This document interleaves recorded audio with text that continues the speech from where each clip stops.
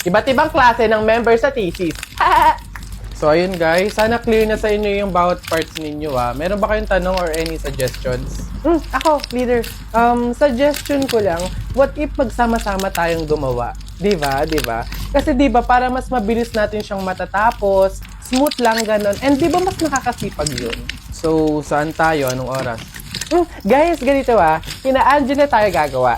8 yung hintayin natin sa 7-Eleven, then 9 AM naman yung start. O maayos na usapan niya na, makiko-operate tayo. So excited to you guys! Kaya natin to, laban lang. Nasa na kaya yun? 8:55 na wala pa? Kala ko ba 9 yung start? Oo nga, siya pa naman nag-set up nito.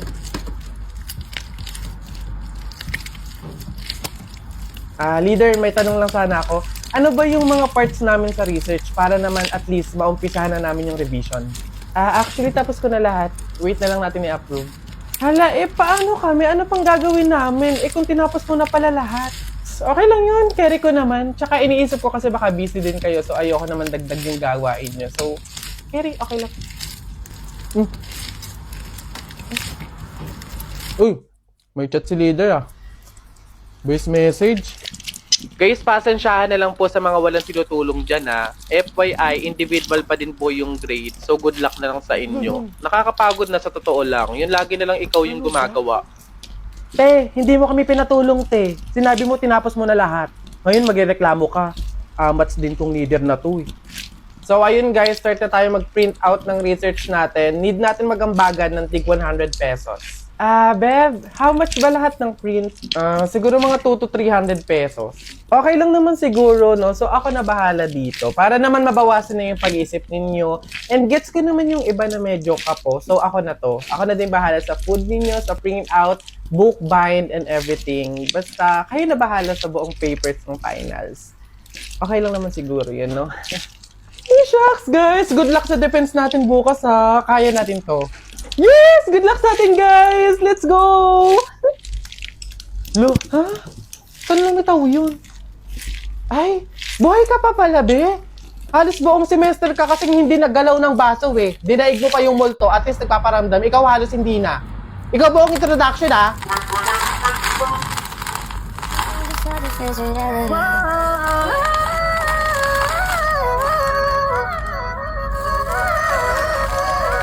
Don't get lost cause I'm waiting. Summer feelings are waiting, boy. You and me is more than 100 miles. You and me is more than the grace. Look, you asked me to join you, okay? Naglayas tayo. Now you don't even know where we're going? Will you just let me think for a minute, okay? Nauubusan na tayo ng gasolina. Kanina ka pa drive ng drive. Will you shut up and let me think for a minute? Bakit mo ba ako niyayang maglayas? Look, it's the first time I'm going to do this, okay? How do you expect me to... Ikaw ang lalaki. You're supposed to know what to do. Well, I don't know what to do! Oh, what's wrong with you? He's so stupid. This is all so stupid. This is not only stupid. This is wrong. Where are we going? I'm taking you home. What? I'm taking you home. Get in the car!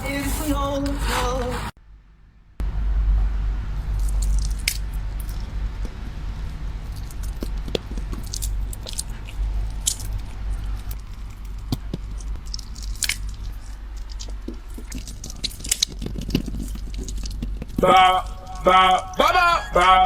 Now watch me whip, hey. Now watch me nay.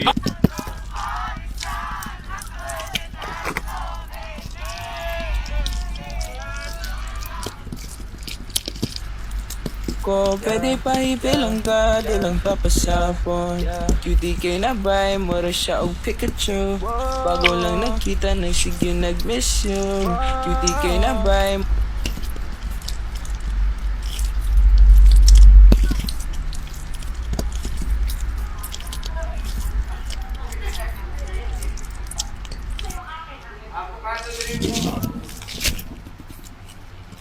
Mark, tigilan natin to.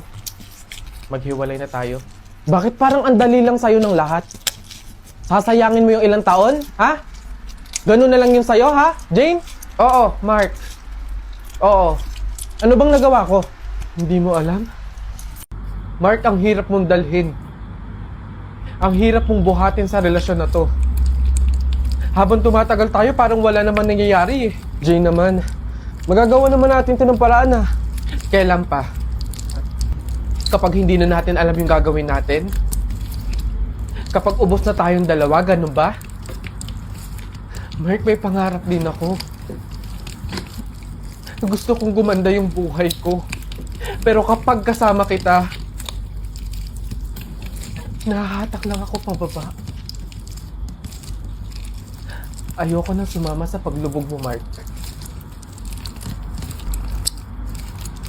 O sige kayo na pogi, sige kayo na pogi. Basta sa akin yung dating, sa akin yung dating. Ano siya mga pogi, paninis, sa'y panapatideng. Kayo gumagawa ng grades nyo. Kung kami gumagawa ng grades namin, hindi ganyan yan. Pinakamababa dyan, 97. Hindi ko alam kung na-scam ba ako o nakatulong ako. Howdy mga human beings. So itong video na to is awareness to sa mga kagaya ko na content creator. Merong nag-reach out sa akin, nag-send siya sa akin ng business proposal, portfolio niya. Siya daw ay independent director / writer. So para paikliin natin yung kwento, ang mangyayari is magkakaroon ako ng team. Partnership, parang gano'n. Kasi siya yung magiging scriptwriter ko, tapos nirecommend niya yung pinsan niya, which is magiging editor ko naman. So ayun, sa kagustuhan kong magkaroon ng team, di ba? Ang sarap sa feeling na parang ako yung content creator, meron akong scriptwriter, meron din akong editor. So ang mangyayari, mag-shoot lang ako na mag-shoot. Then ayun, sabi na natin nagkasundo na sa rate per week na script na isi-send, 2 content per week. Then ayun, sabi ko, kuya, next week tayo mag-start, okay, ng trabaho. Kasi hindi pa magaling yung ilong ko. Pinaderma ko kasi yung ilong ko, meron akong pinatanggal. So sugat siya ng 2 weeks. Kaya sabi ko, hindi pa ako makakapag-shoot.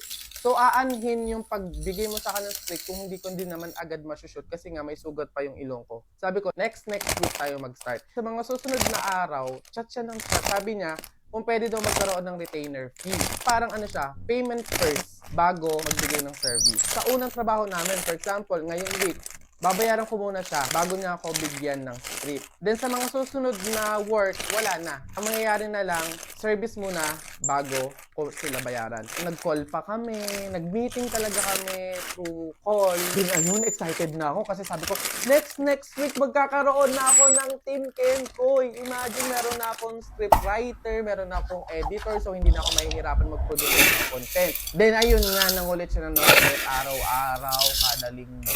Sabi ko nga, next week ka. So, araw-araw na lang siya nagta-chat, nagte-text. Nag-aalinlangan pa din ako kasi nga, syempre, maglalabas ako eh. Kahit pag gaano kamura, kataas yung perang ilalabas mo, still maglalabas ka pa din.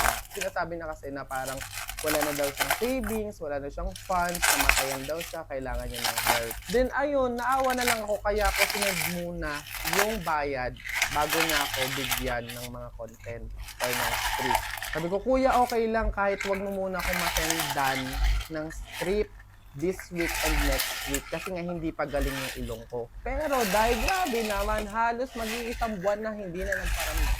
Tinat ko siya, tinext ko siya, wala na siyang Viber, nawala na siya sa Viber. Then boogs, after mga isang buwan, wala na. Hindi na siya nagpaparamdam kahit i-chat ko, kahit i-text ko, wala na talaga.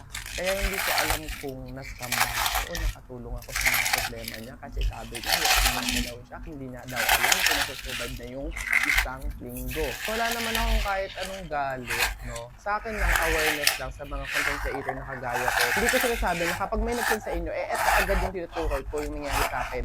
Siguro maging aware lang tayo or wag masyadong mag-trust and magpadala sa awa. Kasi syempre at the end, ikaw pa din yung mawawalan. Ikaw pa din yung possible na maloloko. So ayun, wala na kayo ba nang sabihin? Kundi kung napapanahon mo to, tulong ko na lang yan sa'yo. Good luck sa future. Ikaw na bahala, okay? Tinan mo, pati hanggang huli, inisip pa rin kita. Visit ka. Basta ayun, nasa mga content creator na kagaya ko, maging aware, maging matalino, sa kahit ano pang situation. Huwag magpagaya dito. Yun lang.